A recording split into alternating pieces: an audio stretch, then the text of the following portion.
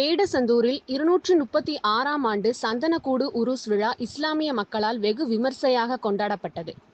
திண்டுக்கல் மாவட்டம் வேடசந்தூர் மகான் அரபு அவுலியா தர்காவில் 236ஆம் ஆண்டு சந்தனக்கூடு உருஸ் விழா கடந்த 5ஆம் தேதி கொடியேற்றத்துடன் தொடங்கியது. அதனைத் தொடர்ந்து வாசக மாலை, போர்வை ஊர்வலம் மற்றும் இஸ்லாமிய இன்னிசை கச்சேரி உள்ளிட்ட நிகழ்ச்சிகள் நடைபெற்றது. நேற்று மாலை சிலம்பாட்டம், மயிலாட்டத்துடன் போர்வை ஊர்வலம் மற்றும் இன்னிசை கச்சேரி நடந்தது. அதனைத் தொடர்ந்து அதிகாலை 3 மணி அளவில் வண்ண விளக்குகளால் அலங்கரிக்கப்பட்ட சந்தனக்கூடு ஊர்வலம் ட்ரம் செட் மேளதாளங்களுடன் தர்காவில் இருந்து தொடங்கி வடமதுரை சாலை, சாலை தெரு, மார்க்கெட் சாலை, பஸ் நிலையம் வழியாக மீண்டும் தர்காவை வந்தடைந்தது. இந்த நிகழ்ச்சியில் திண்டுக்கல், கரூர், திருச்சி, சென்னை உள்ளிட்ட தமிழகத்தின் பல்வேறு பகுதிகளிலிருந்து ஏராளமான இஸ்லாமியர்கள் மட்டுமன்றி அனைத்து சமுதாயத்தினரும் கலந்து கொண்டனர். விழா ஏற்பாடுகளை வேடசந்தூர் பெரிய பள்ளிவாசல் ஜமாத்தார்கள் செய்திருந்தனர்.